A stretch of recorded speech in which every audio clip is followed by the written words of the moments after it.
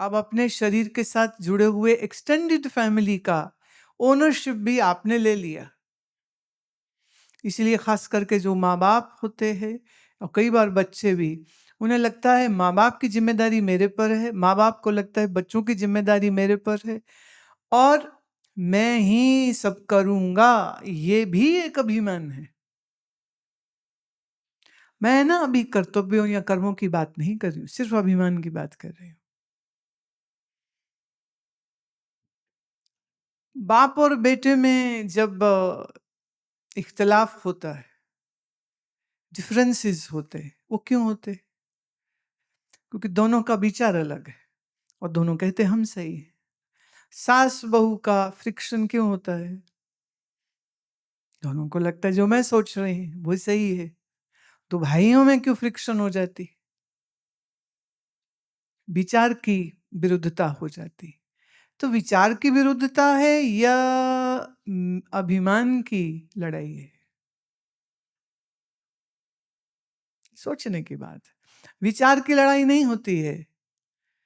हाँ, एक सास कह रही है कि ये जो बहू है मेरी, ये मेरे बेटे को मुझसे दूर कर रही है, और बीवी सोचती है कि मेरे पति की माँ हम दोनों के बीच में आ रही है। तो लड़ाई वहां पति या पुत्र की हो रही है या लड़ाई मेरेपन की हो रही है, वर्चस्व की हो रही है? मेरी बात सुने, मेरी बात माने। अब माँ ने चूंकि बच्चा पाला है और बच्चा सालों सालों मम्मी मम्मी मम्मी कह के पीछे पीछे, मम्मी प्यास लगी, मम्मी पानी दे, मम्मी खाना दे, मम्मी स्कूल जाना है, मम्मी होमवर्क करा, और वो सारी जिंदगी उसने मम्मी मम्मी की है। ये पत्नी जी तो अभी अभी आई हैं, पर आप देख लीजिए, इधर शादी हुई, इधर लड़के का यू टर्न हो जाता है, फिर मम्मी थोड़ा सेकेंडरी हो जाती, फिर पत्नी जी, फिर पत्नी की बात सुनो। और माँओं को ये बात स्वीकार नहीं होती कि आज तक तो मैं थी इसकी जिंदगी में सब कुछ, हर चीज मुझे पूछता था, अब मुझे पूछता ही नहीं है। माने वो जो उसने मैंपन की कुंडी, मैंपन की हुक जो लड़के में डाल रखी थी, वो अपनी हुक को निकाल नहीं पाती। और इधर पत्नी आती है तो वो कहती है कि अब मेरी सुनो। फिर मोस्ट ऑफ द टाइम लड़का चुनता है कि मम्मी का पार्ट तो खत्म हो चुका, अब तो मैं अपने आप खा पी लेता हूँ, है ना। और बाकी सब काम के लिए अब मम्मी की जगह पत्नी आ गई है, यंगर बेटर वर्जन। मम्मी का क्या पता ना कब तक है। प्रैक्टिकल है ना सब लोग। तो पत्नी के साथ और पत्नी के सुख के आगे फिर माँ का प्रेम प्यार ममता सब छोटा पड़ जाता है, और ये माँओं को कभी बर्दाश्त नहीं होता। इसलिए एक ही उस लड़के के लिए ये दोनों आपस में लड़ती हैं, वो कि मैं माँ हूं और वो कि मैं पत्नी हूं। पिता के साथ वैचारिक जब मतभेद आते हैं तो उस मतभेद के पीछे भी क्या है? पुत्र का अभिमान जो मैं सोच रहा हूं वो सही, पिता का अभिमान जो मैं सोच रहा हूं वो सही। कौन सही? अब समय के साथ कोई एक गलत प्रूव होगा तो दूसरा भंगड़ा करेगा कि देखा कहा था ना गलत है। एक तो कोई गलत हो ही जाएगा। पर मैं और मेरा, इसका जो वर्चस्व की ये जो राजनीति, ये जो युद्ध चलता है, ये बहुत कष्ट देता है। वेदांत ये कहता है कि जिस मन बुद्धि से आपने मैं मेरापन का ये पूरा मेला बनाया है, उस मन से अपने आप को जुदा जानो। तो मन नहीं हो। जैसे शरीर एक वस्त्र की न्याय आपने धारण किया है, ऐसे इस मन को भी धारण किया है।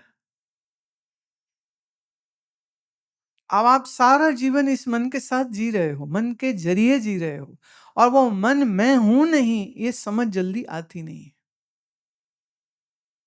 इसीलिए अपने उस अज्ञान के साथ भी बड़ी मोहब्बत हो जाती है।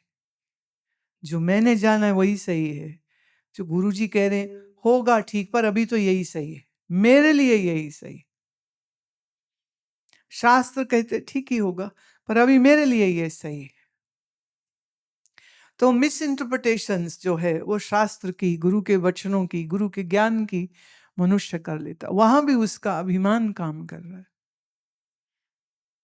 जो मैं जान रहा हूं वो सही है, जो मैं कह रहा हूं वो सही है।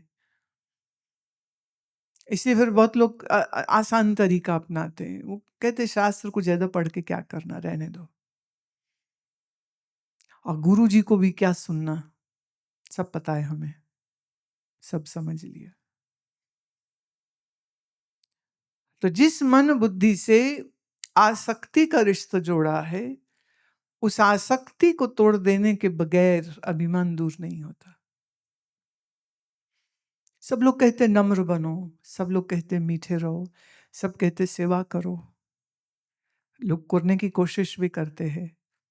पर अभिमान दूर किए बगैर की गई सेवा, किया गया दान, की गई दूसरों की मदद, वहां भी अहंकार ही काम कर जाता है।